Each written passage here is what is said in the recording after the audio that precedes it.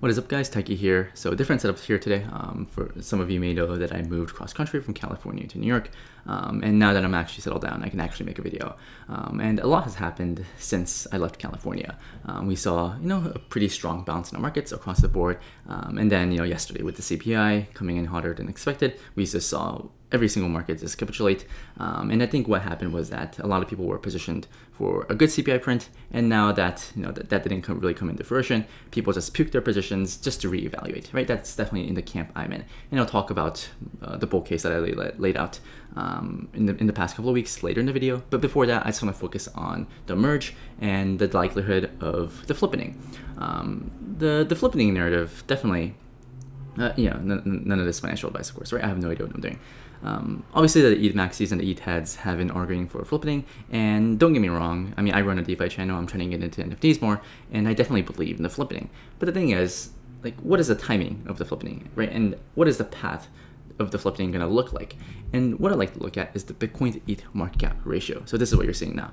So right now, it's roughly at 2. So the market cap of Bitcoin is twice that of Ether.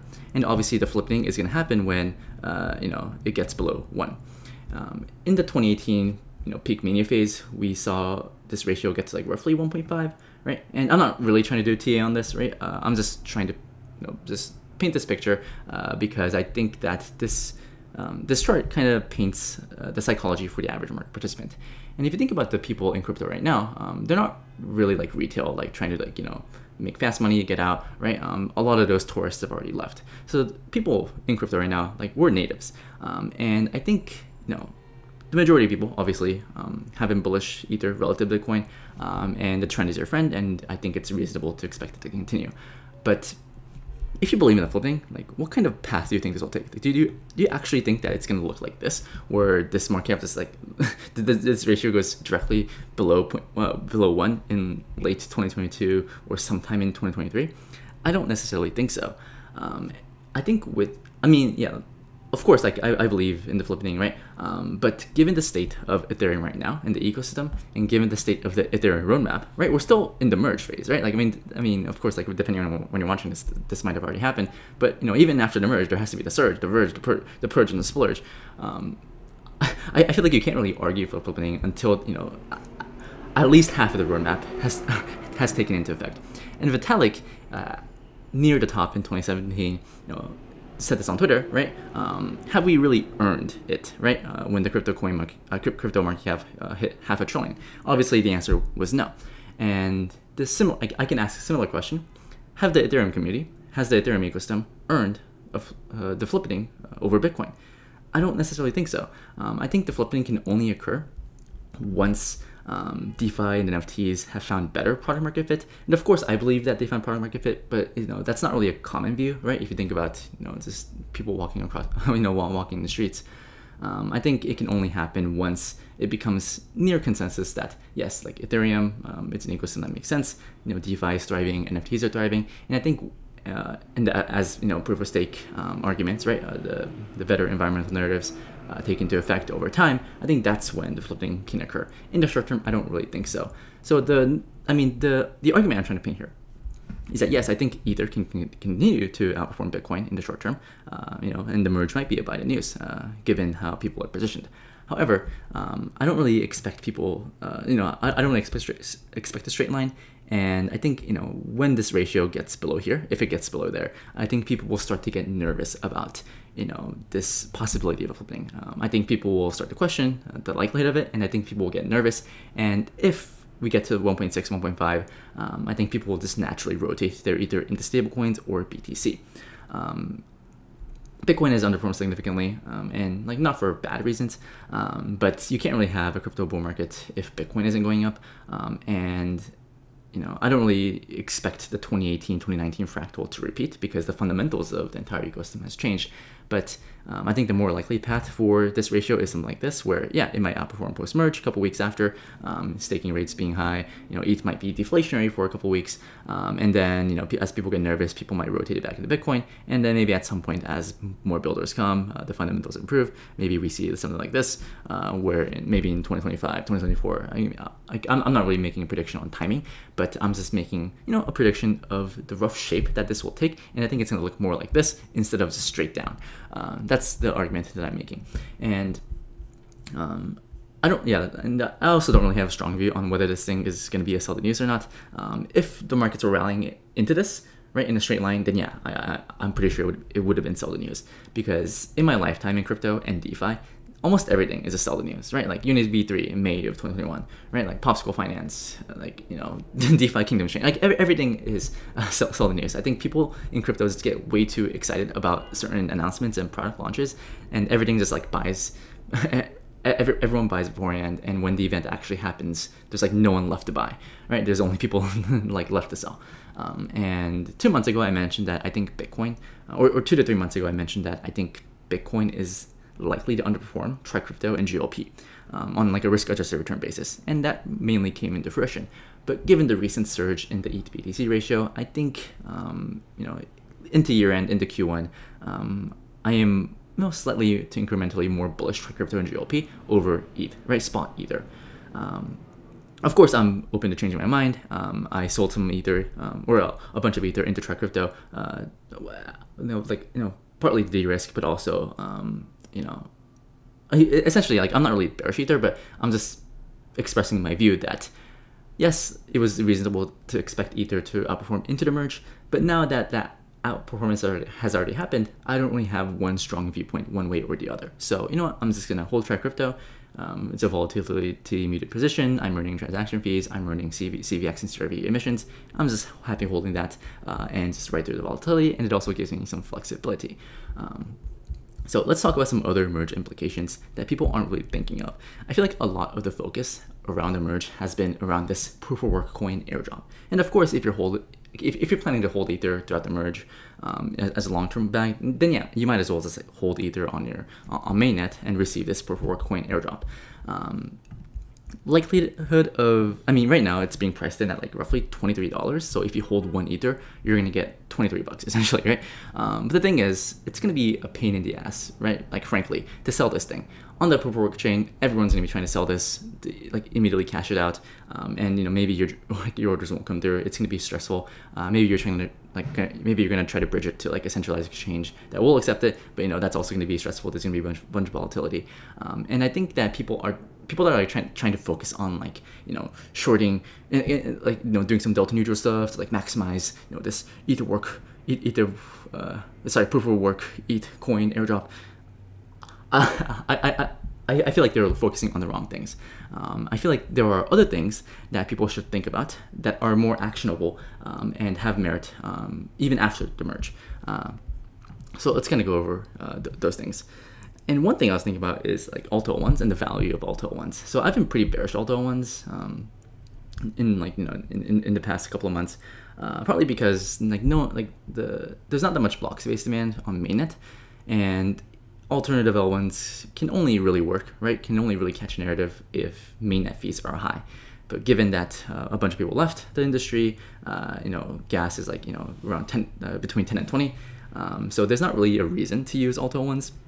So, and also if you think about it, a lot of people are bridging Ether back to mainnet from Alt01s to receive this proof of work coin airdrop, right? You even see this on money markets where on Aave, right? If you can lend out your Ether for a 70% rate because a bunch of people are trying to maybe use Bitcoin as collateral, borrow Ether, right? And they're paying like roughly 200% to do so. And of course, after the merge, it's gonna essentially collapse. But this is also happening on other money markets. I mentioned this before too, but maybe you can have a USDC as collateral on Aave, on Avalanche. You can borrow Ether, bridge it back, receive this reward coin airdrop, and then bridge it back and then repay your loan. But also you're gonna be paying like bridge fees and whatnot, so I'm not even sure if that's gonna be worth it. But anyways, the point is people are gonna be bridging ETH back to mainnet.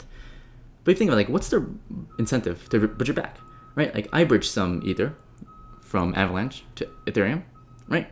To buy TriCrypto and whatnot, but I don't really have a reason to bridge it back, right? Like the only reason I use Avalanche right now is because of GMX, right? And maybe I can use USDC as collateral, borrow AVAX, and short the hell out of that thing by buying GLP. But that's really the only use case. If GMX didn't really exist on Avalanche, I don't really have an incentive to be there. And this can be said for other chains, right? Like Phantom, Solana, Near, like whatever. In the short term, I just feel like people are just going to bridge TVL away from alt-L1s into mainnet, and then people will reevaluate what they want to do after that. But I don't necessarily think that the incentive is going to be there. You can argue the same for Arbitrum, because I'm like more bullish Arbitrum than other alt-L1s. But I do think that there is an incentive because I'll talk about this later. But if Odyssey resumes, I feel like that's going to be an incentive alone for people to want to bridge back to Arbitrum. If they bridge back to mainnet and actually use the chain. So similarly, I am bearish alt-L1 still relative to Tri Crypto and GLP. I don't have a view like relative to the US dollar, right? Because if the markets bounce, like alt-L1s will bounce. But relative to Tri Crypto, GLP, and mainly Ether, I just feel still bearish on alt-L1s. And if you want to do pair trades, right, like short AVAX, long Ether, I still think that those kinds of plays will outperform. Those plays will outperform. And the second point I want to talk about is this point about ETH liquidity on DeFi and NFTs. There's no precedence for this type of event, so I don't really have a strong conviction in this, but I just want to bring it to your attention because I don't really see people talking about it. So what I've observed in the past couple of weeks leading up to the merge was that a lot of liquidity on DeFi has dried up, and I think this is happening because people are trying to pull Ether away from DeFi just so they can hold it in their wallet to receive the ETHW coin. And if you look at UniV2, SushiSwap liquidity, a bunch of ETH pairs just have collapsed in liquidity, which also have led to increased volatility in altcoin pairs. And also, if you're LPing for altcoin ETH pair and you pull it out, right, you're not really earning yield on this altcoin anymore. So maybe people have more incentive to dump this altcoin into Ether. So I think that's what's happening right now. And also with NFTs, right? Like why buy NFTs now when you can hold ETH in your wallet, receive this ETHW coin, and then after merge you can buy whatever NFT you want. I don't really expect an NFT market to go up only anytime soon. But incrementally, I do think that post merge DeFi and NFT activity can ramp up, right? Relative to the first 2 weeks of September, right? I think the latter two halves. The last 2 weeks of September is going to have more on-chain activity than the first 2 weeks of September just because of this effect. And maybe this means that DeFi might catch a bid. Maybe NFTs catch a bid. In this environment, I don't necessarily think that it's going to be a sustained, right? I don't really expect gas to get back to 100, right? Definitely not. But this is a little bit of hopium for me where I say, altcoins have I guess DeFi and NFTs significantly underperform for a good reason. But maybe after the merge, people will have more incentive to just not hold Ether in their wallet and redeploy back into DeFi and NFTs. And maybe we can actually see the fundamentals for certain projects play out. Okay, so I've shared this before too, but this is the median fee per transaction for Ether.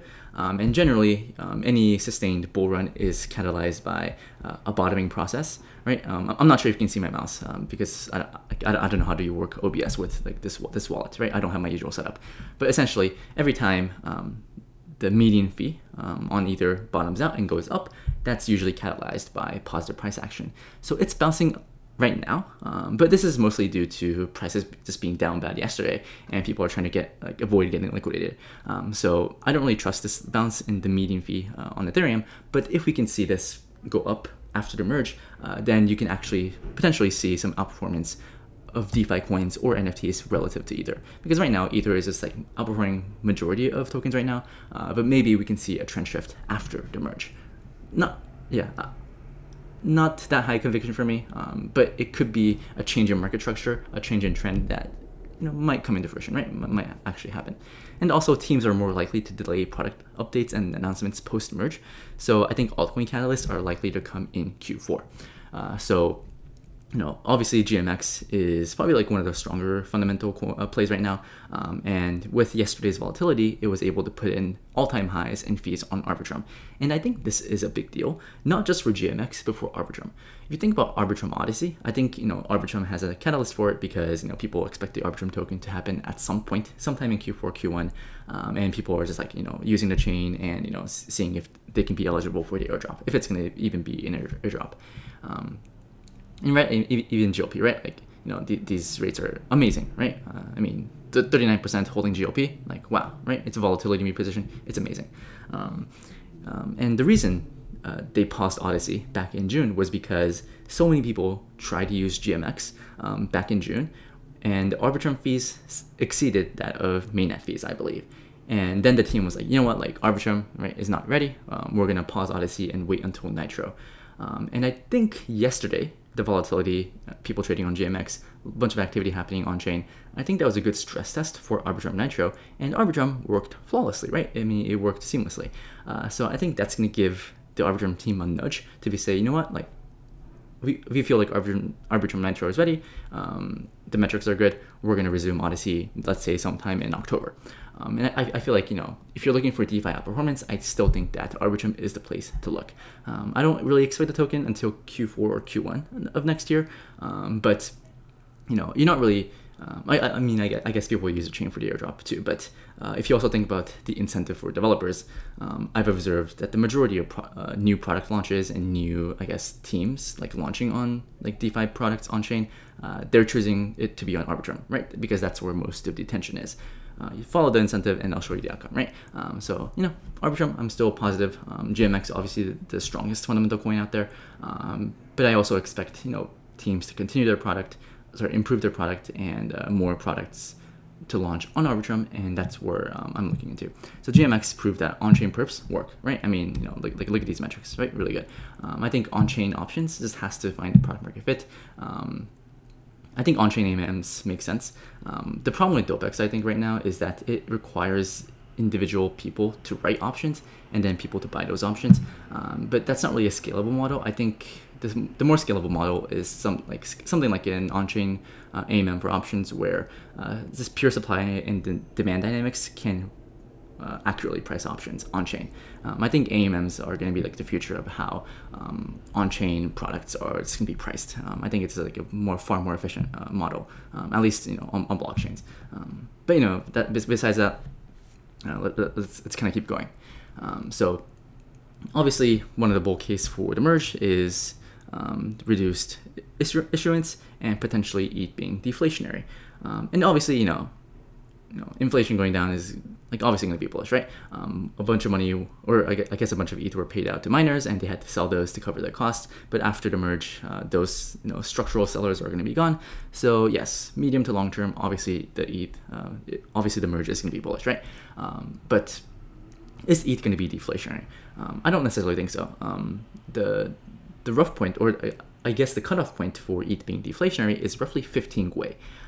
But if you've been checking Etherscan and I guess like the average gas fees in the past couple of months, you know, I feel like the average gas fee is like definitely below 15. Of course, when there's volatility, like ETH gas goes up, but generally when there's like nothing really going on, there's not that much people using the chain. So yes, like obviously reduced issuance is going to be good for the token price, but I don't really expect ETH to be deflationary after the merge.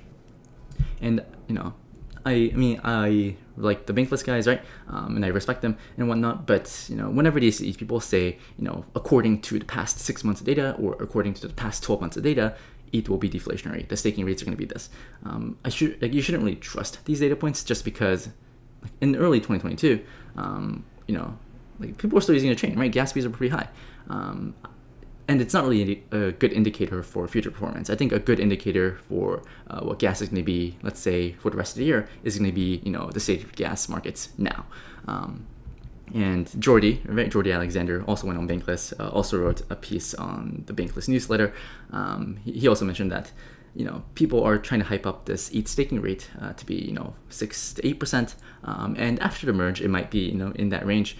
But obviously, if the ETH staking fee is so high, then there's going to be more demand to, you know, stake ETH. Most proof of stake assets like Avalanche, Solana, Near, the staking rate is roughly 60 to 80%. So, you know, if ETH gets to that level, then, you know, the ETH staking rates are going to be like roughly 2%, which is still good, right? Which is still like really, really good. And, you know, it's nothing to laugh at. But, you know, this argument about ETH being deflationary, ETH being this internet bond, right? If like on-chain yield and whatnot, like maybe that narrative is a little too hyped up, and maybe people will get disappointed after the merge actually happens. So, you know, I guess for this reason, with the gas markets and also the BTC to ETH market cap ratio. Yes, I definitely can't see a scenario where Ether just continues to outperform post merge. But if the market cap gets too close to each other, I think people will start to get nervous, and I think people will start to look at the actual fundamentals of is ETH actually deflationary, right? What are the actual staking rates for Ether?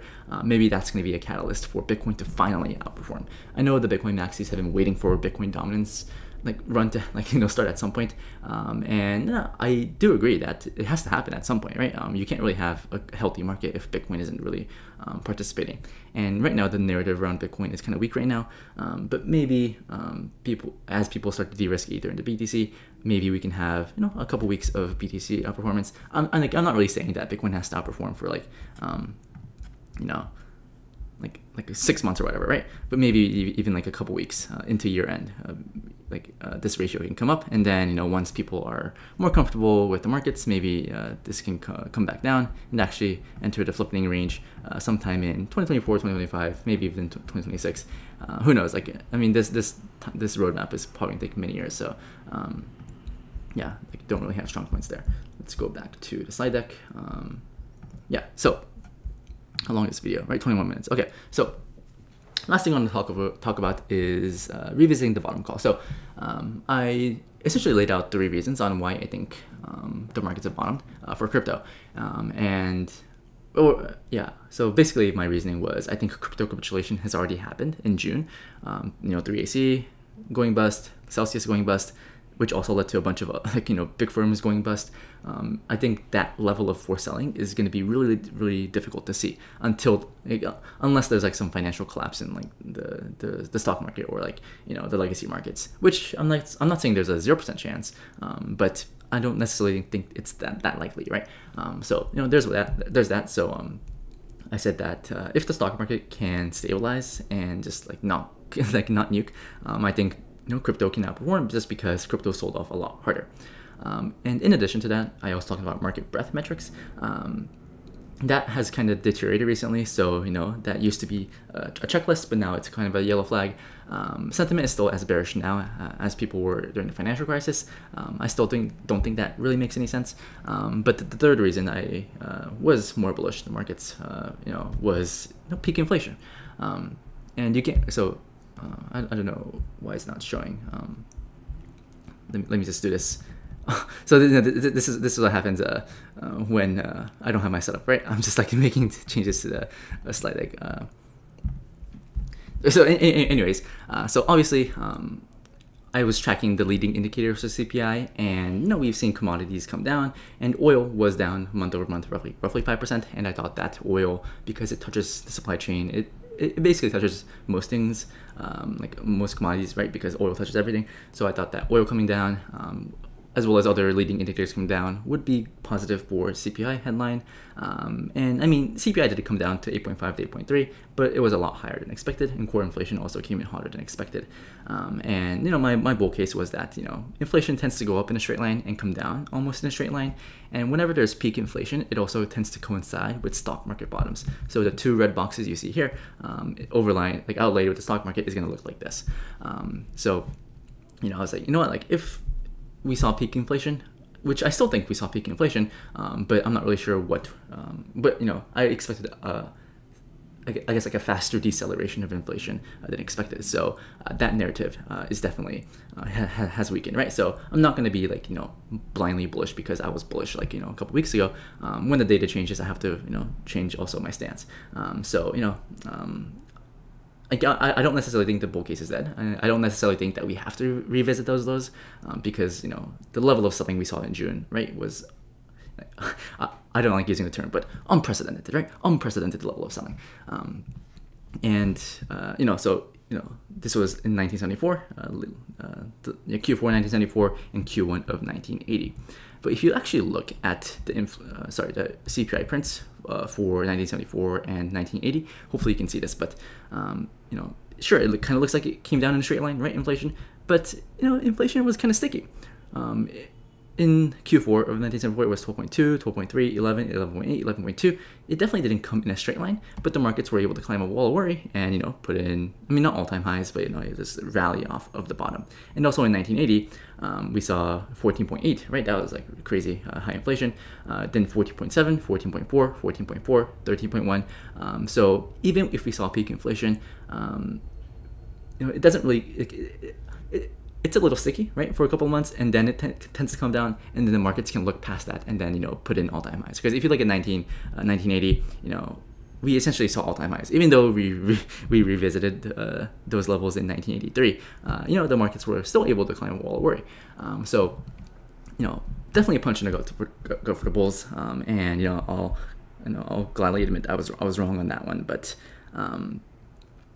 so obviously with the changing data points, obviously changing views, and as accordingly, I took some risk off before and after this CPI print, selling some Ether into Try Crypto, and there's various other things.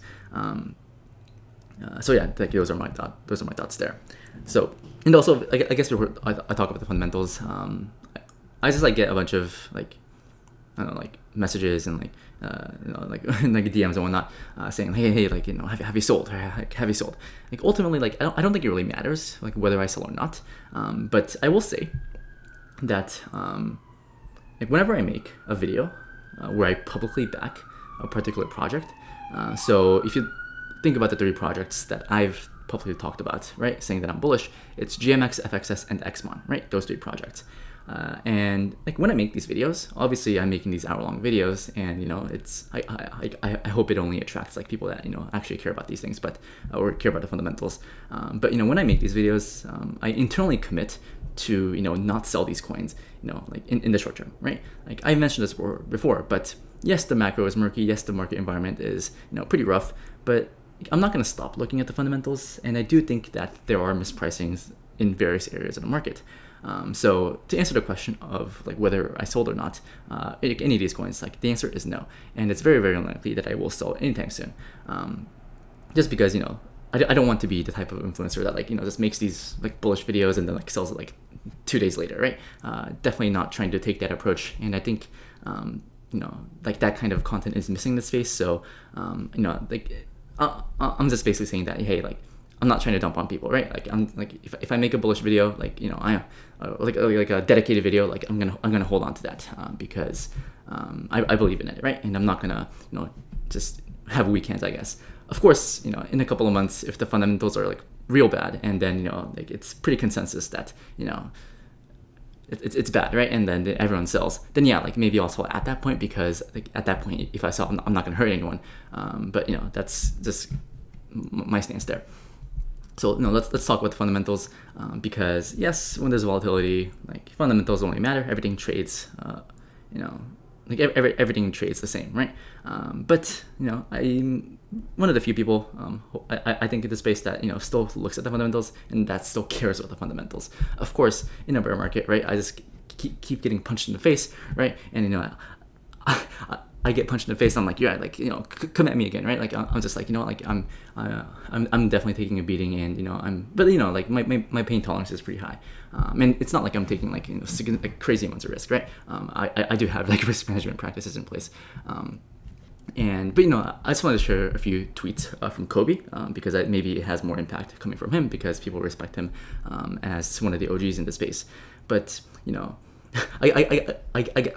I guess near the GMX top, he was kind of bull posting about GMX, and he wasn't sharing the ticker because he doesn't want people to buy GMX because of this. But essentially, if you look at the bottom right, he essentially said that he's been buying GMX on the dip, and he doesn't really understand why people aren't looking at the fundamentals, right? He says, I don't know, being able to buy the valuable stuff rather than being index exposed seems useful. Crypto market is so small that you can find mispriced stuff. Isn't that what we're supposed to be doing, right? So this is referring to GMX, and he also said that all the air got sucked out of the room, right? Even still, and overvaluations were destroyed. And yes, you can argue that some things are still overvalued, right? I can definitely get behind that. But if some things are still overvalued, then there must be things that are undervalued. Of course, we might not see immediate pumps, and we might not see instant gratification, But like, I'm not really in the markets right now hoping for instant gratification, right? Like you know, like we have to get rid of the dopamine addiction, right? Like this is not a place for dopamine addiction. This is trying to position yourself for the future, and you know, asking myself, okay, like what would future Taiki want me to do right now, right? Like how would he want me to position his portfolio going forward? And you know, he's saying that people that actually thought for themselves simply, you know, found stuff that was undervalued and bought it, like what we're supposed to do. And I definitely agree. And I think, you know, the immediate fundamental play that, you know, is already there, like, you know, that's already playing out is GMX, right? Like all-time volume and fees. Like not all-time volume, but all-time trading fees in the bear market when prices were nuking. That means that even in the face of volatility, people were using on-chain perps. Of course, you know, it's got a long ways to go to compete with the likes of Binance, FTX, etc. But there's definitely product market fit there. The tokenomics of GMX is great. So, you know, yes, like markets are scary, but GMX, good coin, right? Like not financial advice, like in my opinion, good coin, right? And I will continue farming GLP. And I shared earlier, right? GLP, like paying 40% in Ether on Arbitrum. Like why wouldn't you want to put your funds there? It's a volatility position as well. Obviously, there's smart contract risk. Team is anon, like theory research and whatnot, but I do think fundamentals still matter. Market's bearish, but you know, I still think it's worth looking at the fundamentals because that's what's going to end up mattering going forward. I think we're in this market where, you know, people actually care about revenues and revenue versus like cost of inflation, right? Like any project can, like, you know, say that, you know, high revenue, like whatever, right? But if the amount of inflation is higher than the actual revenue itself, then it's not really a profitable business. I think over time, the crypto markets are going to get smarter. You can't really expect the same narrative in the past to play out because people learn from their mistakes.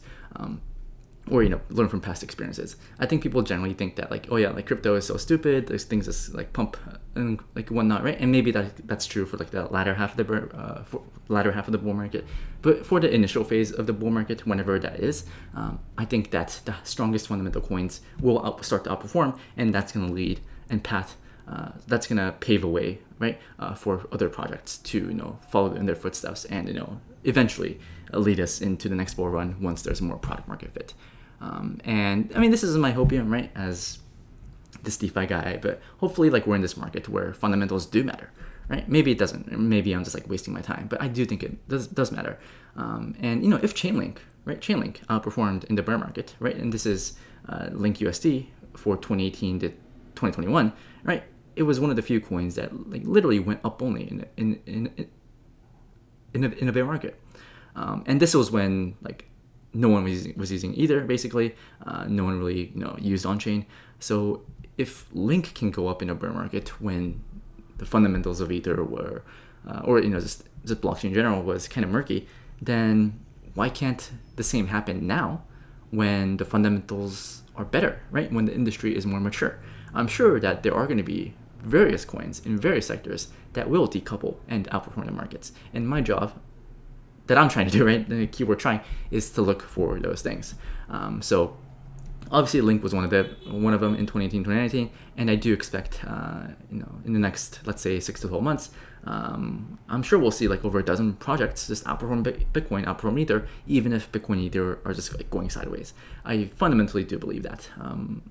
So, like, you know, there's no telling if I can actually find those things, and if I'll, you know, have strong enough conviction to like hold through everything and whatnot. In the case of, you know, GMX FXS X1, I definitely do have the conviction, and I will try to hold through all the volatility, you know, because I'm trying to think about where the space is headed, or, you know, where this industry is headed, and I'm trying to position myself accordingly. Of course, I don't want people copy trading me. I could always be wrong, and, you know, like I have my share of good trades, bad trades, good research, bad research. So, you know, that being said, I think this is the end. Yeah, that's gonna be the end of the video. So thank you guys for watching. Let's see how long this video is. Okay, not too bad. I just noticed that my face is, it's like this is what happens when I don't have my setup, right? Like I just like have no idea what I'm doing, right? But hopefully, and my hair is all messed up. But hopefully, you know, this is useful. Let me just back up so like the lighting is better. Hopefully this was a little bit useful.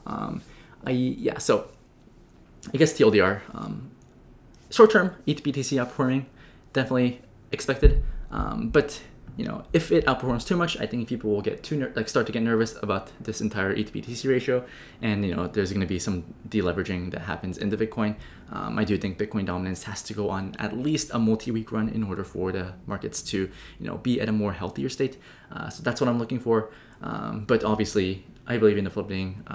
Obviously, more bullish Ether over Bitcoin. But if you are tits long Ether, I just wanted to raise this point because I do think it ends up mattering. I do think a bunch of crypto people, if we get to this ratio going 1.5 and whatnot, I think people will just start getting nervous.